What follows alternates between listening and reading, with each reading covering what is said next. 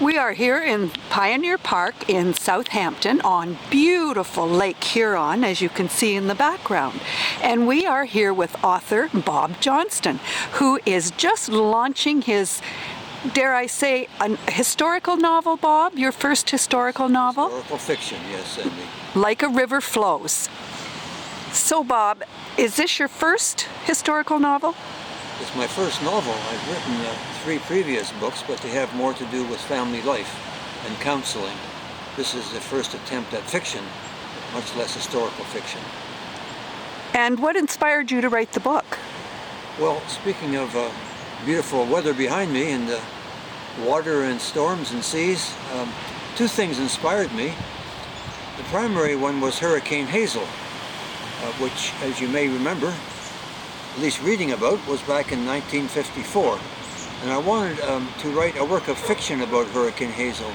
There haven't been many works of fiction. There have been 2 or 3 books about the hurricane, but more factual photographic essays. So I wanted to document this for the generation that experienced Hurricane Hazel in Toronto and Ontario, and also for the younger generations who maybe have heard about their grandparents or parents talking about it. I wanted to have an inside look at what Hurricane Hazel was all about when it hit Toronto. But the second reason I wrote the book was to document, even if in a fictionalized way, document life in the 1950s in Toronto and in Ontario. We hear so much about Toronto the Good and how boring things were back in the 50s, but those of us who grew up in the 50s recognized it as a much simpler time, and in many ways, dare I say, a better time. Now, are the characters in your book, are they based on actual people, or? No, my book's about a tall, thin boy growing up in Toronto, a very shy boy. Okay, you got me. A slight connection between myself. As you know, people say, write about what you know. So I obviously included a lot of my memories about growing up. Listening to the radio late at night, the first exposure to television, the polio epidemic the year before, which scared us and quarantined many of us. The change in post-war Toronto from a suburban to an urban community.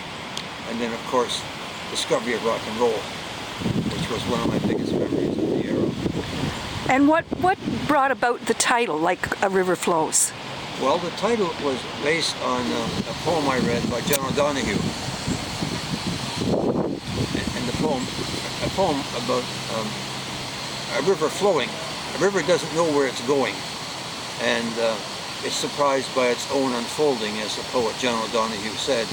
And so I thought that growing up, coming of age, is a time for every adolescent of every generation not knowing where they're going, and kind of letting life and experience and circumstances let life unfold for them.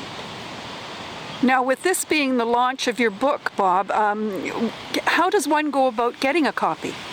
Well, a bit of a challenge in the age of COVID, in which we're living currently. So sometimes bookstores are closed and not available. So we have 2 or 3 options. Bookstores in Goderich and Kincardine are carrying the book, with the Fincher's bookstores in Kincardine and Goderich. In Southampton, where I live, the antique store right next to the bank on High Street, called A Little of This and That, is carrying my book.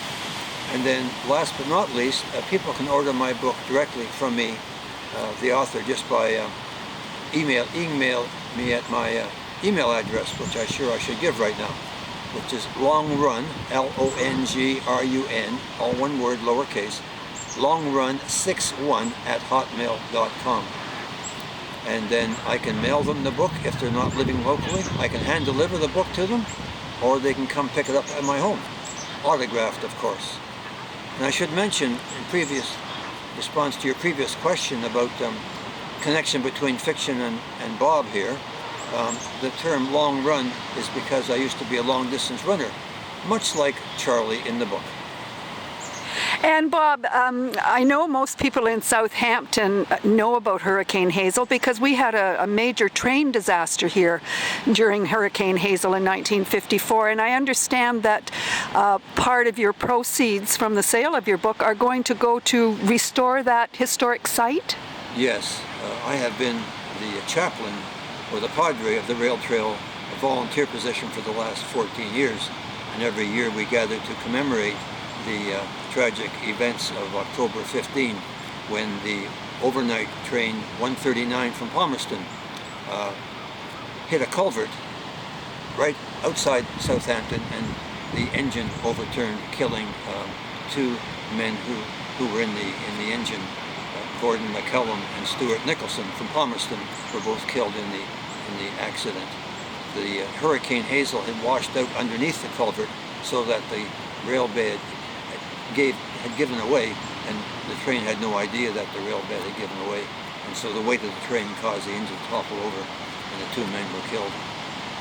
So that's kind of a tie between your experience in Toronto during Hurricane Hazel and the experience up here in Southampton. Yeah, there is a connection because it was the same hurricane, and of course anybody who studies weather patterns would tell you that it wasn't actually a hurricane by the time it got to Ontario, but it still had powerful winds and torrential rains that were enough to cause the flooding that toppled the train over here and destroyed 81 lives in Toronto.